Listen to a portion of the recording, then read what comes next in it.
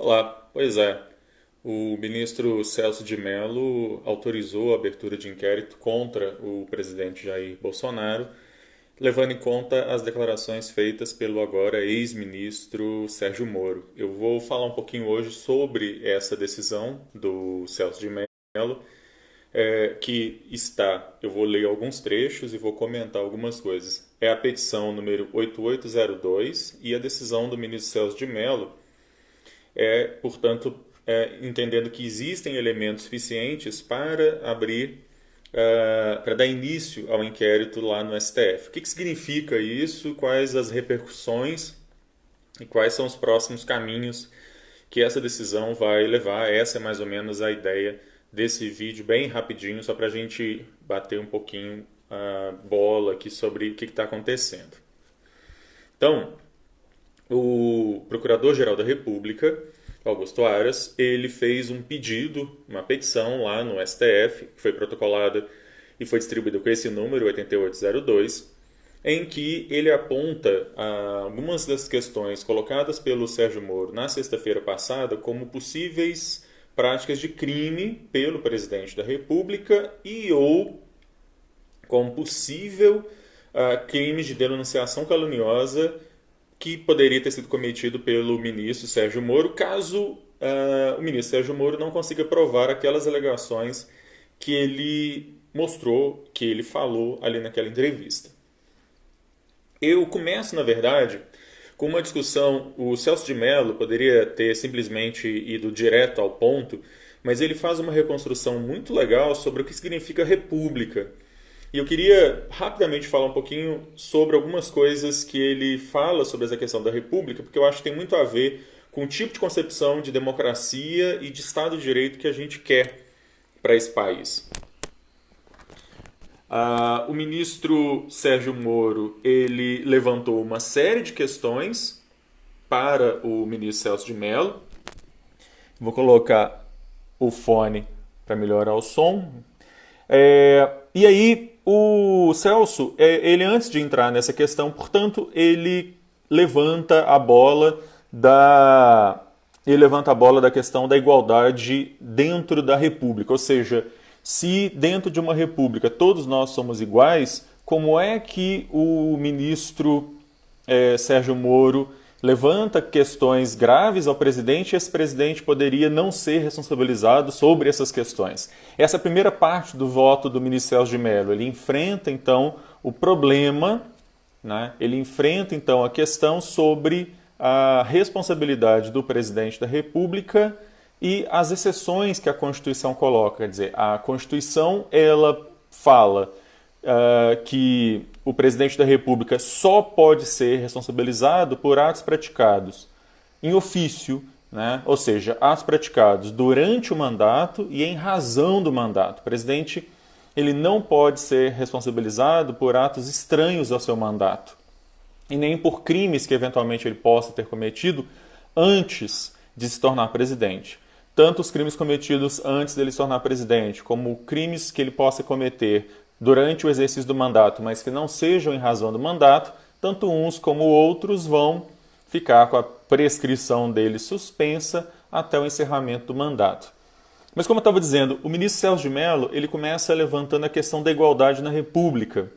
E ele traz uma citação que é muito legal, que é a citação de um constitucionalista clássico, que é o João Barbalho, no livro dele A Constituição Federal Brasileira, uma edição um livro bem antigo. E ele traz uma citação que eu acho que vale a pena da gente lembrar aqui, da gente falar aqui. Quando ele diz, o João Barbalho, que o Celso está citando, que não há, perante a lei republicana, grandes nem pequenos, senhores nem vassalos, patrícios nem plebeus, ricos nem pobres, fortes nem fracos, porque a todos irmana e nivela o direito. Essa é uma ideia tão básica, e não é só uma ideia básica para a República, é uma ideia básica para o Estado de Direito, de que todas as pessoas são iguais. E, portanto, qualquer diferença que a legislação faça sobre pessoas ou cargos que elas ocupam tem que ter uma justificativa. No caso do presidente da República, para que ele possa ser processado criminalmente perante o STF, em primeiro lugar, né, para que ele possa ser processado, ele só pode ser processado criminalmente perante o STF por crimes comuns. Se forem os chamados crimes de responsabilidade, e aí eu vou ter o chamado processo do impeachment, aí o processo dele corre todo lá no Senado. Mas por crimes comuns, ele então tem o chamado foro de prerrogativa de função. Ele só pode ser processado perante o STF, nenhum outro juiz tem competência. E além disso, como eu disse, ele só pode ser processado por atos que ele praticou durante e em razão do mandato. Essa questão da igualdade, portanto, que o ministro Celso de Mello vai gastar várias páginas para tratar sobre isso e também para dizer que os crimes de que o presidente está sendo acusado poderiam ter sido cometidos durante o mandato, em razão do mandato, o ministro Celso de Mello está lembrando que as exceções ao direito de igualdade elas têm que ser expressamente previstas e elas têm que ser justificadas. Essa é uma exceção, então. O presidente, assim como outras autoridades, goza de determinados privilégios, vamos dizer assim, para que ele possa ser processado. Quais são os crimes de que o presidente Bolsonaro estaria sendo acusado e que foram identificados pelo Procurador-Geral da República e que vão compor aí essa fase pré-processual, que é a fase de inquérito? E eu vou falar um pouco também sobre essa questão do inquérito, como é que isso vai tramitar. O Aras, então, levanta vários crimes, né? Falsidade ideológica, coação no curso do processo, advocacia administrativa, prevaricação, obstrução da justiça e corrupção passiva privilegiada pelo cargo dele.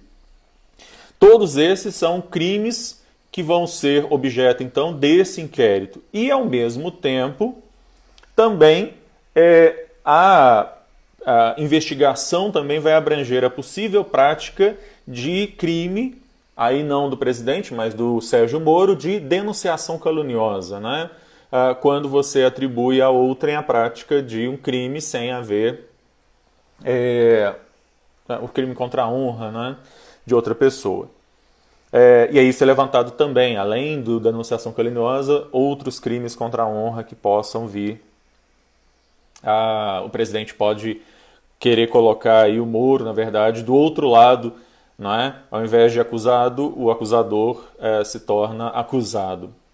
Pois bem, o que o ministro Celso de Mello, então, vai deixar muito claro é que não há nenhuma possibilidade do presidente ficar imune nesses casos, porque todos os fatos citados na petição do Aras, assim como todas as questões que foram faladas pelo Sérgio Moro, são fatos que aconteceram durante o mandato e porque o presidente é presidente. Então, eles estão fora da imunidade que, teoricamente, a Constituição traz. Se estão fora da imunidade, o Celso de Mello, então, vai concluir pela procedência do pedido da petição para que seja instaurado o inquérito. Nós temos, no caso dos crimes de responsabilidade, dos crimes comuns de presidente da República, várias particularidades. Com relação aqui ao crime comum, a gente tem uma particularidade que esse inquérito ele é conduzido por um dos ministros do STF. Um dos ministros do STF é sorteado para presidir o inquérito. Quem é o sorteado aqui nesse caso é o Celso de Mello, até que ele se aposente, o que vai acontecer, infelizmente, em breve. Uma vez que é autorizado o início do inquérito, o Celso de Mello ele manda comunicar, então, à Procuradoria-Geral da República da decisão dele e ele também determina que a Polícia Federal ela seja comunicada para que ela possa colher o depoimento e as provas que, eventualmente, o Sérgio Moro possua sobre as alegações que ele fez na sexta-feira. Essas duas questões, ou seja, a comunicação à PGR, para que a PGR, então, o Procurador-Geral da República, tome conhecimento da decisão, e para a Polícia Federal, elas estão, na verdade, suspensas no primeiro momento, porque, na mesma decisão, o ministro Celso de Mello avaliou um pedido do senador Randolfo Rodrigues, da Rede, em que o senador ele pede que o celular da deputada federal Carla Zambelli seja objeto também de perícia, para que possa ser avaliado possam ser avaliadas a autenticidade das conversas que ela teve com o ministro Sérgio Moro e, eventualmente, até com o próprio presidente. O ministro Celso de Mello, então, ao deferir a instauração do inquérito e ao deferir que a Polícia Federal ouça o ministro Sérgio Moro mais para frente, ele suspende isso para que, primeiro, o Procurador-Geral da República se manifeste sobre esse pedido do Randolph. E aí, então, nós temos a seguinte situação. O Procurador-Geral da República ele vai dizer se concorda ou não com a quebra do sigilo, grampo, enfim, a apreensão do celular da deputada Carla Zambelli. E depois disso, independente do resultado dessa questão, a Polícia Federal, então, vai ser comunicada para que ela possa fazer a oitiva do ex-ministro Sérgio Moro. Durante o momento que se instaura agora, o que vai acontecer? O inquérito, como a gente sabe, ele é um momento para você colher provas. Então, o ministro relator desse inquérito, que é o Celso de Mello, quem vai conduzir o inquérito até a sua aposentadoria, ele tem então ali a missão de recolher provas, e que vai ser feito através da Polícia Federal, com auxílio eventualmente do próprio ministro Sérgio Moro e de outros, e do próprio Ministério Público Federal. Ao final desse inquérito, o ministro Celso de Mello vai concluir, ou quem o suceder, vai concluir para ver se há elementos mínimos para a possível prática de crime por parte do presidente da República. Se ele entender que há mínimo de plausibilidade, o Celso não vai concluir nada sobre culpa ou não, mas o mínimo de plausibilidade, o ministro Celso de Mello, então, ele encaminha isso para o Procurador-Geral da República. E aí sim, cabe ao Procurador-Geral da República dizer se vai oferecer ou não denúncia, se vai oferecer ou não ação aí contra o presidente da República. Supondo que o Procurador-Geral da República oferte a denúncia, essa denúncia não é aceita imediatamente pelo STF, vai entrar em ação, aí, em cena, aí, um outro ator nesse processo, que é a Câmara dos Deputados. Quer dizer, se o Procurador-Geral da República, ao final do inquérito, ele decidir ofertar a ação penal, ele vai comunicar isso ao STF, que, por sua vez, paralisa a análise do recebimento da denúncia e envia isso para a Câmara dos Deputados. A Câmara dos Deputados, por sua vez, vai constituir uma comissão que vai avaliar, e o relatório dessa comissão, uma vez aprovado lá na comissão, ele é submetido à votação na Câmara, e aí ele tem que ser aprovado por 2/3, a maioria qualificada. 2/3 dos deputados vão ter que aprovar a instauração do processo, o início do processo, pelo STF. Supondo que a Câmara, uma vez chamada, 2/3 da Câmara aprove a instauração do processo, aí sim o STF então recebe a denúncia e aí inicia no STF um processo penal por crime comum contra o presidente da República.